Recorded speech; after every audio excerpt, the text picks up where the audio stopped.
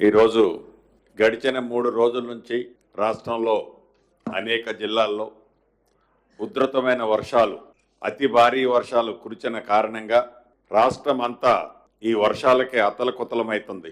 దీంట్లో భాగంగా ప్రధానంగా ములుగు దగ్గర నుంచి మొదలెట్టి ములుగు, భద్రాద్రి కొత్తగూడెం, మహబాద్, ఖమ్మం, పాట్లీ నల్గొండ, పాట్లీ మహబూబ్ నగర్ ప్రాంతాల్లో చాలా సివియర్ గా గడిచిన 100 సంవత్సరాల్లో వితిన్ 1 అవర్ లో 42 సెంటీమీటర్లు వర్షపాతం నమోదైన సంఘటనలు ఎప్పుడూ లేవు. అటువంటి సంఘటనలు ప్రత్యక్షంగా చూడాలని గౌరవ రాష్ట్ర ముఖ్యమంత్రి గారు హఠావుటిన హెలికాప్టర్ పనిచేయకపోయినా రోడ్డు మార్గంలో నిన్నంతా ఖమ్మం జిల్లాలో ప్రత్యక్షంగా నష్టపోయిన ప్రాంతాల్లో పర్యటిస్తూ రాత్రి ఖమ్మం జిల్లాకు సంబంధించిన రివ్యూ మీటింగ్ అధికారులకు దిశ నిర్దేశించి మళ్ళీ ఉదయం లేచిన దగ్గర నుంచి ఇటు మహబాద్ జిల్లాకి కూడా రావటం జరిగింది. వారికి ముఖ్యంగా మహబాద్ జిల్లా ప్రజల పక్షాన, నా పక్షాన ఇన్ఛార్జి మంత్రిగా అభినందనలు, మనస్ఫూర్తిగా కృతజ్ఞతలు తెలియజేస్తున్నాను.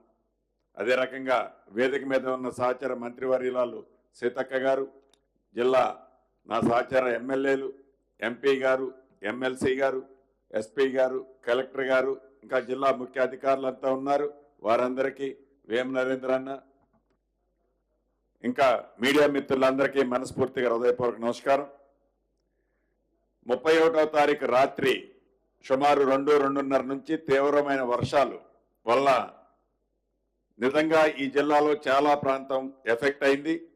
ముందుగా ఏవైతే 2 రైల్స్ సుమారుగా 1600-1700 మంది ప్రయాణికుల్ని సమయ స్ఫూర్తితో జిల్లా యంత్రాంగం అంతా కాపాడినందుకు గౌరవ ముఖ్యమంత్రి గారి పక్షాన, ఈ మహబాద్ ప్రజల పక్షాన అభినందనలు, కృతజ్ఞతలు. అధికారులకి, కలెక్టర్ గారికి కానీ, ఎస్పీ గారికి కానీ, కష్టపడ్డ వారందరికీ అభినందనలు, కృతజ్ఞతలు కూడా తెలియజేస్తున్నాం. చాలా బాగా కష్టపడ్డారు. గడిచిన ఈ 3 రోజుల నుంచి గౌరవ ముఖ్యమంత్రి గారు నిన్న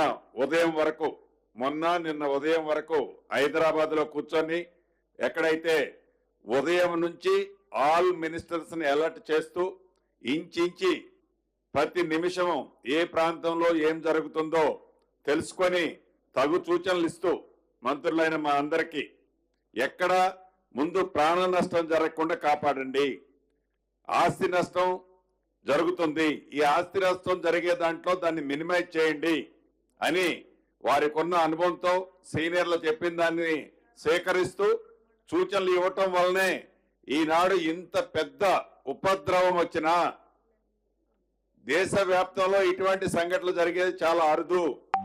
ఇటువంటి సంఘటన జరిగినా తక్కువ ప్రాణ నష్టంతో ఈనాడు ఈ ప్రభుత్వ యంత్రాంగం కష్టపడి పనిచేయబట్టే ఇది తక్కువ ప్రాణ నష్టంతో ఇవాళ మనం ఉండగలిగాం.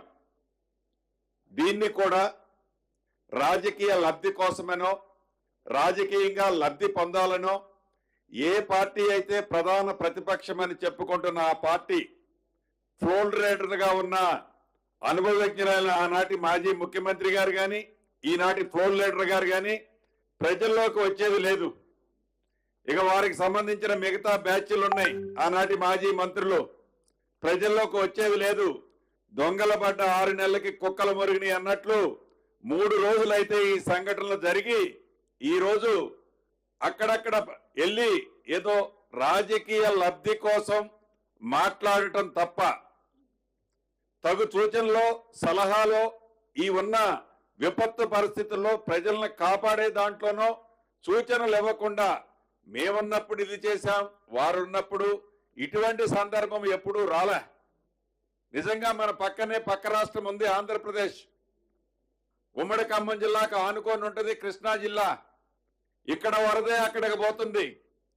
ఈ ఖమ్మం జిల్లాలో కానీ, మహబాద్ జిల్లాలో కానీ జరిగిన నష్టాన్ని అటు కృష్ణా జిల్లాతో పోల్చుకుంటే వాళ్ళకి 2 కళ్ళు ఉన్నాయి. ప్రధాన ప్రతిపక్షం అని చెప్పే నాయకులకి కానీ, వాళ్ళ తొత్తులకు కానీ.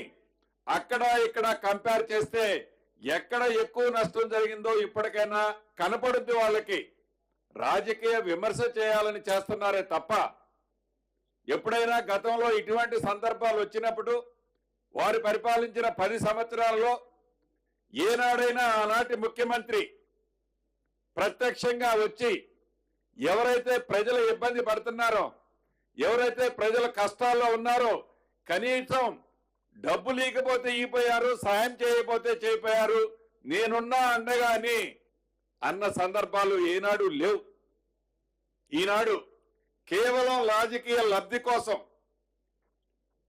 కేవలం వారి స్వలాభం కోసం మాట్లాడుతున్నారే తప్ప ప్రజల క్షేమం కోసమో, ప్రజలకు జరిగిన నష్టంలో కష్టంలో ఈ ప్రభుత్వానికి మంచి సూచనలు ఇస్తే తప్పకుండా బేషిజాలకు పోకుండా ఈ ప్రభుత్వం తీసుకుంటుంది అని అనేక సందర్భంలో గౌరవ ముఖ్యమంత్రి గారు, మంత్రులు మేము చెప్పాం.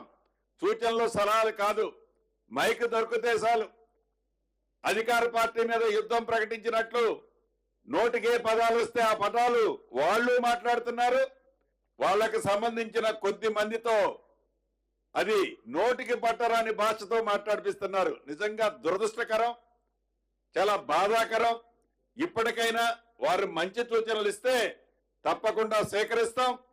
గౌరవ ముఖ్యమంత్రి గారు నిన్న ఇయ్యాల చెప్తున్నారు, ఏవైతే వారి దగ్గర గత ప్రభుత్వంలో ప్రజల సొమ్ము కొల్లగొట్టి దాచుకున్న డబ్బుందో ఆ డబ్బులో 1000 కోట్లు 2000 కోట్లు సీఎం నిధులకు ఇస్తే తప్పకుండా వాటికి మేమింత కలిపి ప్రజలకు సేవ చేయడానికి ఈ ప్రభుత్వం ఉందని ఆ దిశగా ఆలోచించాలని కూడా వారిని కోరుకుంటూ, అధికారులకు ఇందాక ముఖ్యమంత్రి గారు అన్ని సూచనలు సలహాలు ఇస్తారు.